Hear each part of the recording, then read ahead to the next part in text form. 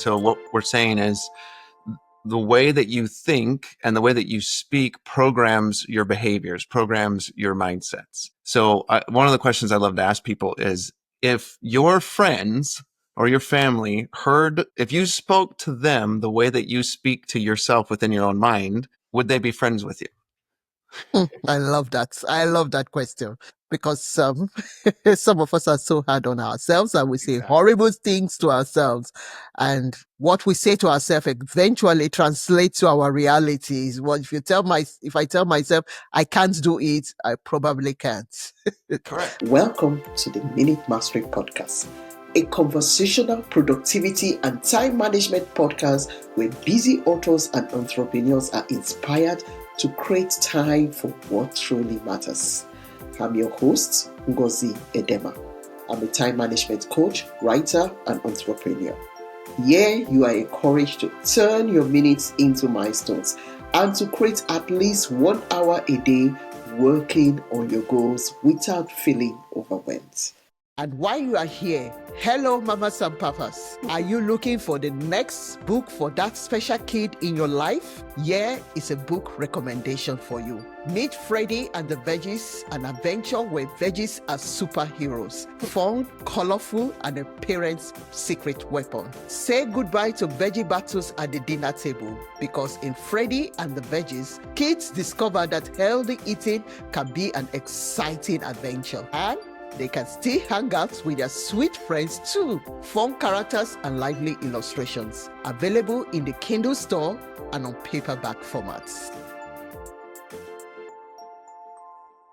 So joining me in today's episode is Kyle Gillett. Kyle Gillett helps business owners who feel like they are on an island in a state of SOS. SOS this time means stressed out, overwhelmed, and stuck. He helps them shift to more financial freedom, enjoy their business again, and to delegate with confidence. He uses a system he calls the 5E framework, and we'll come to that shortly. But welcome to the show, Kai. Thanks, Ngozi. I appreciate it. It's great to be on your show. Thank you very much for coming. So I said we're going to start from the 5E framework. What is the 5E framework? And just tell us about it. How does this work? Sure. Yeah. So at Champion Empire, we want to give our clients all the resources that they need, all the value that they can get from us. And so we use what we call the 5E framework, which stands for educate. So give them the information they need to help them be educated around the tools, the processes, their own businesses, on all those things. And then we equip them. We want to equip them with the tools and resources to help them be successful. We want to empower them. If they are empowered within their business and within their own mindsets and frameworks in which they operate, they're going to have way more likely opportunity to succeed. And that empowerment comes through not only through our coaching, but also through encouragement, which is a 4th E. So encouragement says when somebody's running their business and crap hits the fan, when things aren't going well, they're super stressed out, or they only partially reach their goal, or whatever it is, we need encouragement. And a lot of business owners don't get encouragement because they're at the top and nobody is encouraging them. They're just doing their thing and working hard, wearing 17 hats. So being very encouraging is important to us. And the last one is evaluate. So while we equip, educate, encourage, and also evaluate, we want to make sure that the process that we're taking them through and the things that they're doing is measured properly, that they are actually making progress, and we can prove that progress, and they can prove that progress to themselves. So that's the 5E framework. Thank you for giving us insight into that. So for those new to NLP, for instance, how would you explain it in simple terms so that we are all very clear on this? Sure. So I'll tell you what it stands for, and then I have a question for you. So neuro-linguistic programming, NLP, neuro-linguistic programming. So neuro meaning your brain, linguistic meaning language, and then programming is programming. So what we're saying is the way that you think and the way that you speak programs your behaviors, programs your mindsets. So one of the questions I love to ask people is, if your friends or your family heard, if you spoke to them the way that you speak to yourself within your own mind, would they be friends with you? I love that. I love that question because some of us are so hard on ourselves and we say Exactly. horrible things to ourselves. And what we say to ourselves eventually translates to our realities. Well, if I tell myself I can't do it, I probably can't. Correct. Be- And that's often what we do. We're beating ourselves up so badly, and NLP helps you to recognize your own language, your own mindset and thought patterns, and then uses specific techniques, proven techniques through psychology and through, in some cases, through studies that show that these techniques work, and they really cut the line on transforming someone's life and transforming someone's behavior and thinking patterns. So that's a lot of the work that I do with my clients involves aspects of NLP in it. Mm. Thank you very much for that simple explanation. So you've started the conversation. What are some common mindset blocks? Because what we say to ourselves have a connection with the language we use as well. So what are these mindset blocks that LLP can help us reframe? Sure. So there's a process that I walk my clients through. It's what I call a breakthrough session or a breakthrough workshop. What I've discovered in there is everybody has unique limitations that they put on themselves. And in fact, the limitations I found for each person is around 90. So they put 90 individual unique statements that they say about what they're capable of, what's possible for them. And I have all that information saved in a file in terms of what those statements are. But most of them are I can't and I should statements, and then a bunch of statements around fears and failure situations. And they're all of it is very limiting language. So a lot of what I help my clients discover is what is this language that you use that is limiting to you when you say, I can't do this, or there's this blame casting that says, I can't do this because of XYZ. And it relates back to the past or relates to a certain person in your life right now or a certain situation. But there's this consistent record for people of not taking ownership of their role and being able to change the circumstances. And it's usually small things. We're not talking about someone that says that they can't succeed in business. That's not the statement. It's more like I can't be productive on Tuesdays because of XYZ, right? But that type of thing impacts their results. And so it's these nuanced statements that I help them discover, and then we rewire their brain through a process called mental and emotional release, where we help them disconnect the emotions from these limiting beliefs and these limiting emotions and learn the lessons from those experiences, so that those lessons they can actually take forward into their current life without the emotional attachment, the negative emotional attachment to them. And I can give it, for instance, if that would be helpful. Okay, please. Yeah. So I was working with this lady, and we were going through the whole process of this. And what you do is you're letting go of emotions related to your anger, your sadness, your guilt, your hurt, uh, and anxiety, and a couple of their emotions. And I walk them through a very specific order and process. And we got stuck on, in her case, it was shame. And and she was really struggling with letting go of shame. We were focused on helping her in her business, but then things came up about her her personal life, and she was struggling with a miscarriage, actually, which is not, I'm not a therapist or anything like that, but it was really interesting because she had so much shame that she was carrying about a miscarriage that she had nothing, she didn't cause it. It was just something that happened that was horrible for her, and it was completely holding her back. And so we went and walked through the process of allowing her to look at the situation kind of from a third party perspective, where she could see the situation and look at it somewhat objectively. And so I walked her through that, and she was able to look at it and then let go of any sort of shame and guilt she felt from that situation. And she definitely cried a little bit through the process, but it unlocked all kinds of things because it helped her now to interact with her current children effectively, because she was having a lot of frustration with her kids, but it was actually attached to a previous miscarriage. And then she Marriage. was having frustrations with her ex as well, because it was related to that too. And all those direct connections to the miscarriage just in that session, in that instance, went away. And it can happen like that as it relates to all kinds of different topics. It doesn't have to be so heavy, but it happens in a lot of different topics because we're able to look at a situation from a much more objective standpoint with the technique that I use with people.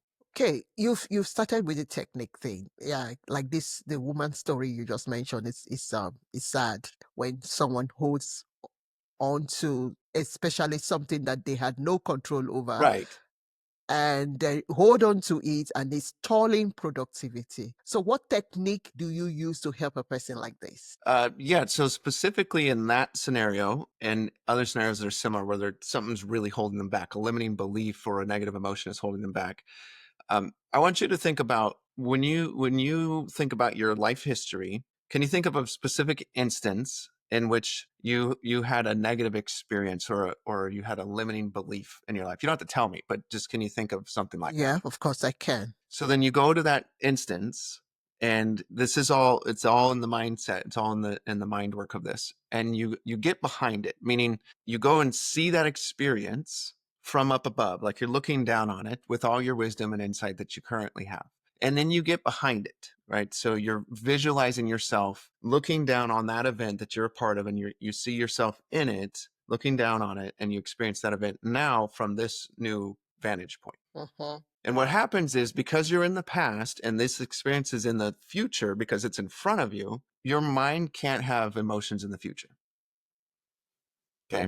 So this is really fundamental. Whatever emotions you have to be in the present. You can't really have emotions in the past and you can't have emotions in the future. You can only have emotions in the present because it's the only time that we exist. But the experiences from the past impact our presence, of course. And so if those negative experiences or limiting beliefs are hindering us, what we can do is go to that experience in our mind, watch it, like I said, where it's in front of you and you're looking down on it and objectively observing it. And as you get farther and farther away from it, your mind lets go of the emotions attached to it and allows you to learn whatever lessons there are to learn from that experience. And then once you've done that, you can carry those lessons forward without bringing the limiting beliefs or the emotions with you.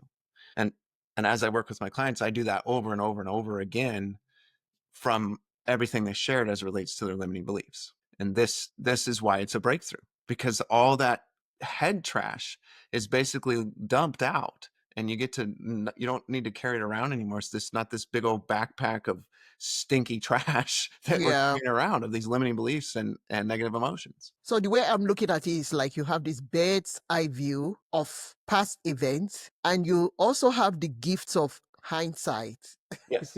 Because now you know better. You see the problem. You've seen everything, and now putting everything back together again, you're like, okay, if I have to walk through this again, this is what I will do differently. This is what I will do differently. And it releases one of the burden of carrying past trauma with us and making it to store present day productivity. Yeah. So for instance, in a I'll give you just a business scenario that's pretty mundane, but it's important. It matters. If let's say that you don't get along with one of your employees and you end up having a conversation with them where, as the boss, as the business owner, you end up being kind of a jerk to them. Okay. You say something, you're like, I shouldn't have said it that way.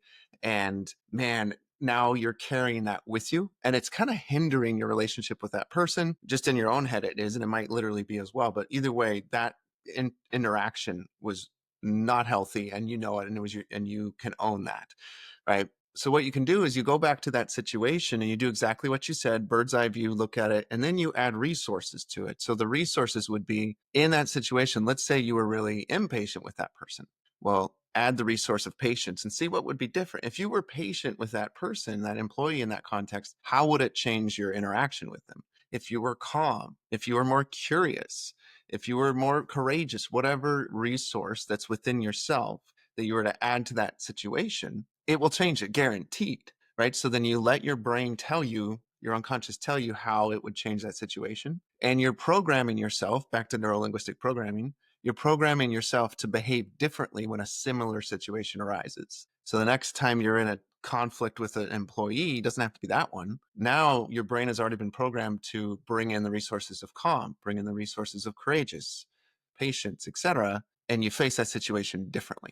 So um, in a very simple scenario, that type of technique can be extremely helpful. You just have to take 3 minutes to do the work. I mean, literally, it doesn't take an hour to do that reflection time. We're talking 3 minutes to do that quick reflection time on the situation and then shift your behaviors going forward. Thank you. I want to ask you something. Have you been sitting on a creative project or book idea for months, maybe even years? Because life just wouldn't slow down.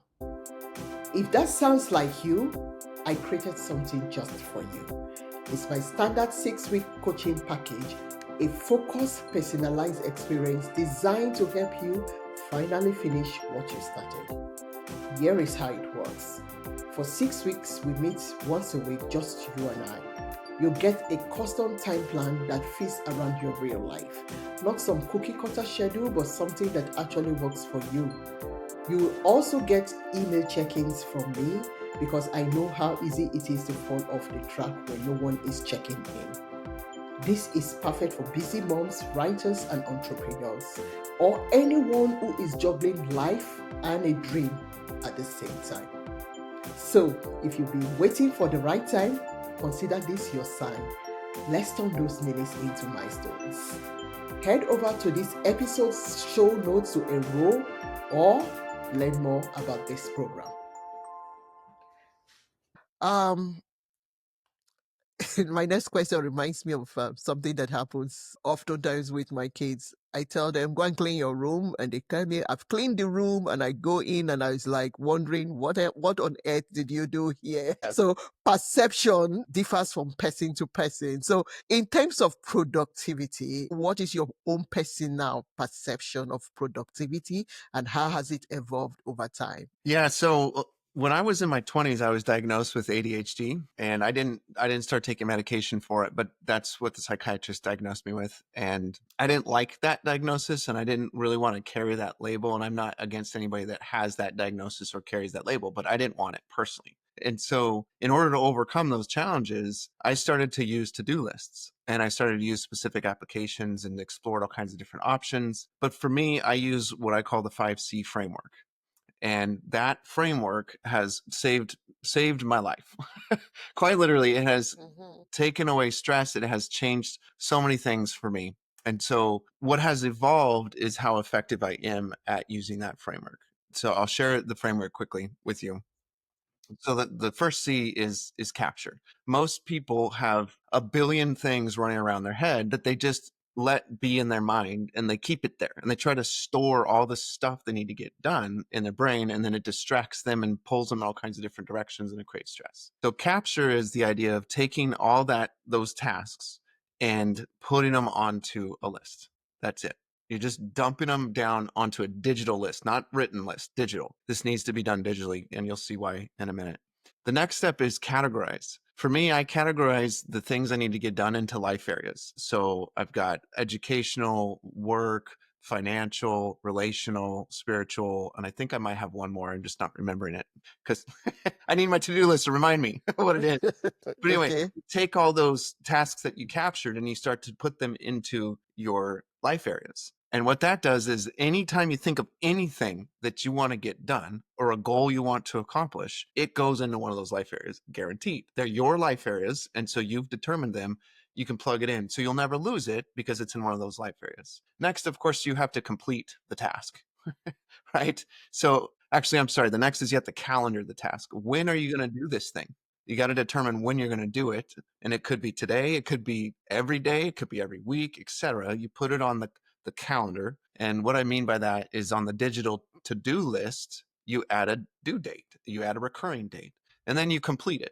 Completing sounds fundamental, like you just do it, right, Kyle? Yes, you do. But if I have today, I think I have 17 items on my to-do list. If I end the day with 4 items that I didn't complete, and yesterday I have 5 items I didn't complete, and the day before I have 3 items I didn't complete, now I've got 12 items on Thursday, plus all the items already planned for Thursday. So now I've got 27 things I'm supposed to get done. I'm overwhelmed instantly. And so would most other people would be as well. So the complete step is also renegotiating with yourself to make sure that at the end of every single day, there's nothing on your to-do list. If you didn't get it done, that says something to you. And if something repeatedly isn't getting done, that gives you that feedback that tells you why am I not doing this particular task? And I am renegotiating with myself. Renegotiation just means I'm going to put it on a different day or a different time or a different recurrence, right?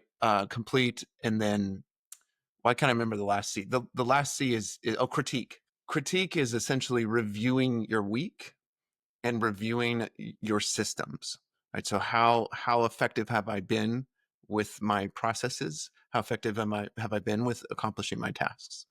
And so that's the 5 C's: um, capture, categorize, calendar, complete, and critique. I like that aspect of renegotiating with yourself, because instead of carrying over a task to the next day, ask yourself, why didn't I complete it? Perhaps it wasn't important. Correct. Yeah. It wasn't meant to be there anyway. So strike it off so that you don't add it to tomorrow's list. Yeah. And if you want to take it to the next level for business owners, you look at all those things that you don't do and you start to put them in this separate list, this little list. You could label it delegate. And you just start adding it to that list, because if you notice that you just really don't want to do those 15 different things and they keep popping up, maybe you hire someone, or maybe someone on your team, you delegate it off to them. It's your prerogative, right? You Yeah, can't. I like that. I like Yeah. that perspective. Yeah. Okay. So, is there something you recently accomplished? And what did you do that helped you accomplish? What was your process like? Sure. Yeah. So I'm in the middle of accomplishing kind of a big thing. So I'm going to share it from a perspective of like a live in action type perspective.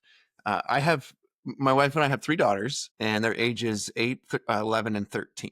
And so we have the privilege really of living in a home where there's 4 bedrooms, but right now I'm using one of the bedrooms for my office. And what I wanted to do was to let each of my daughters have their own bedroom. And how are you going to do that? I can't have my office in the kitchen. I can't have my office on the landing place and on the stairs. Like, it doesn't work either. So my wife and I got to talking about it. We're like, what if I built an outdoor office? And I just had an outdoor office, and that's where I do my work. And then each of the kids have their own bedroom. So that became the goal. Let's do that. I'm some dudes are super handy, right? They're really good at electrical and plumbing and building things. And I'd give myself like a C+ in that world. So I'm not great at that.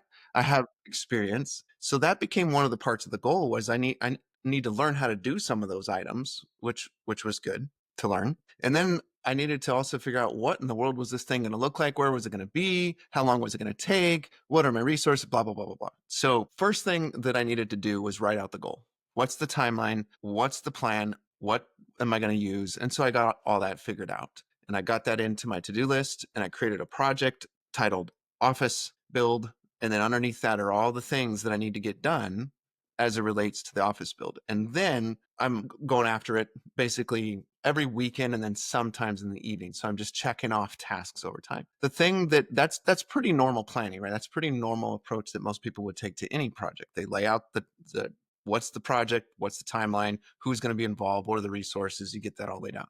The thing that's really helped me is on my second screen over here, I have my priorities, the 3 priorities for the week for my personal life and the 3 priorities for my work.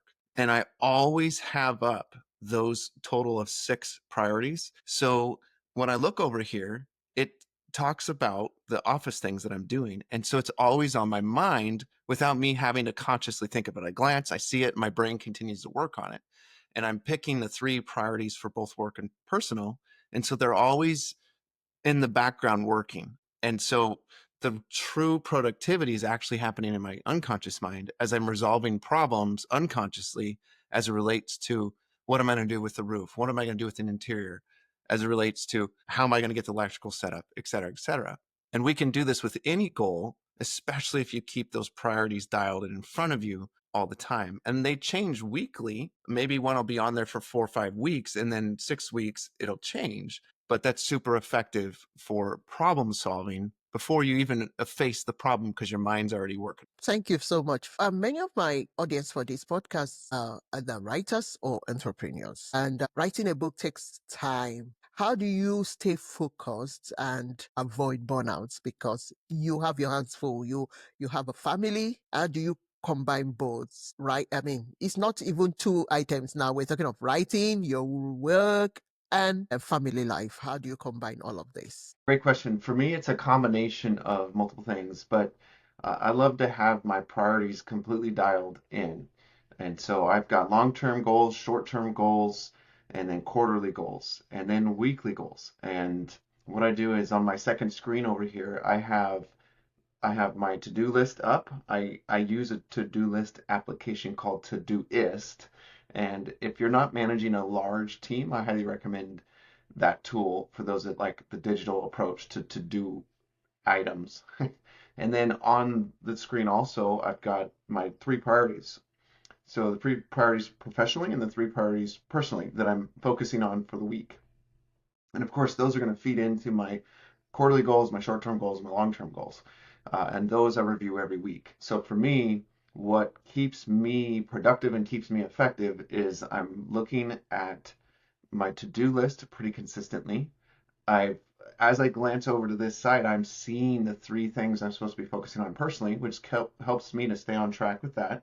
And then I also see the three things I want to be staying focused on professionally. And so that keeps me pretty aligned. And it's something that's new. The other steps aren't new. The other items that I mentioned, the quarter goal, short term, long term, and using the actual application.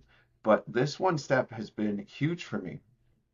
And I did something like this when I wrote, well, I've written a few books, but when I wrote my second one, which is called Right Now Leadership, a four-part framework for today's leaders. And when I wrote that book, one of the things that I did is I had a dashboard essentially within Google Sheets, and I put all the items, not items, excuse me, I tracked, basically, I tracked the number of words I wanted to write in a given week. So I gave myself 5,000 words a week over the course of 13 weeks, which gave me a buffer for, I wanted to get to 65,000 words. And so 13 weeks, you get there and you have a buffer of an extra week. Plus, it's less than 1,000 words a day, which is basically writing a really short essay or a short blog post a day. And most people can do that. So of course I had to do the research and everything up ahead of time, but what kept me on track was having that dashboard in front of me. And, I kind of gamified it for myself. And then I told several people about it, right? So, part of something that we don't have time for, but part of something that I've created and it's in my book is something called the accountability pass. And I'll give you the brief version. PASS stands for passive, active, structures, and self. So passive is telling a bunch of people about what you want to accomplish. And then what happens is some of them will follow up with you. And that helps to keep you accountable. Ultimately, you're responsible, but they will ask you about how things are going. Then active accountability says to one of those folks, hey, would you be willing to meet with me consistently to go over the progress that I'm making on my goals while I talk to you about yours? For some people, that's a friend. For some people, it's a mentor. For others, it's a consultant or a coach. I do this with all my clients. I'm their active accountability partner. And then I have people in my life that serve that for me and a coach in my life as well.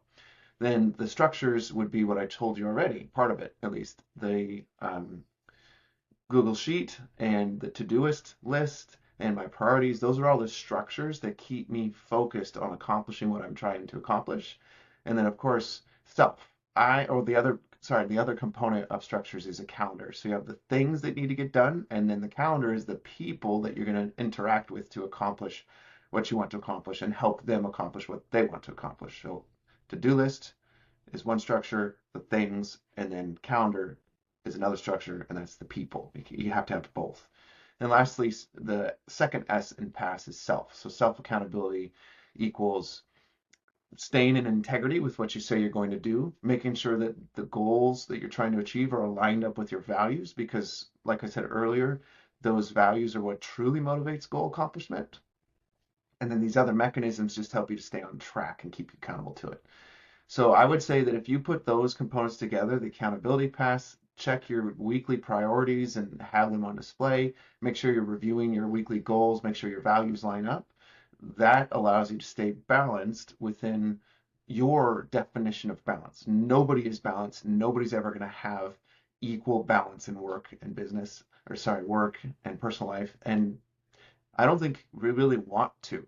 Some people want to be way over towards work and they've chosen that, and then a little bit with fam. that's balance for them. As long as it's honoring their values and their family's values and friend values, then it works. And others are the other way, where they want to only work part-time and most of it is balanced towards personal, and that honors their values and honors those around them. That's great. Balance is defined by the person, not by 50-50, because that doesn't work. And we all know that. So that's how I would suggest to create that balance. So, where can this audience find you to connect with you, and what do they hope to get?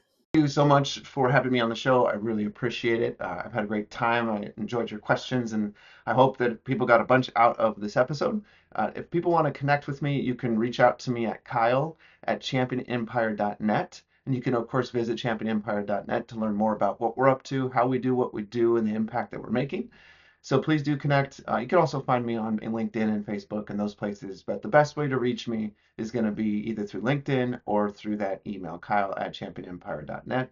I'd love to connect with you, chat a little bit more about what we do, offer some sort of insights, or if you have a podcast, or if you'd like me to guest on some sort of a show or whatever, I'd love to be part of that. So thanks again, Ngazi, for having me on your show. I appreciate it and I look forward to further connection. Thanks, Kyle, for coming to the show. If today's episode sparked an idea or shift for you, I would love to hear about it. Screenshot this episode, tag me on Instagram at Ngozi Edema, and share your favorite takeaway. And if you're ready to write your book, build your dream team, or create structure around your passion, check out my coaching packages at ngoziedema.com. The links for my guest programs will be on this episode show notes. Thank you very much for tuning in to the Minute Mastery podcast. If you have found this episode helpful, please share it with someone who could use more time in their day. And remember to subscribe and leave us a review. Until next time, you are in control of your time, and you've got this.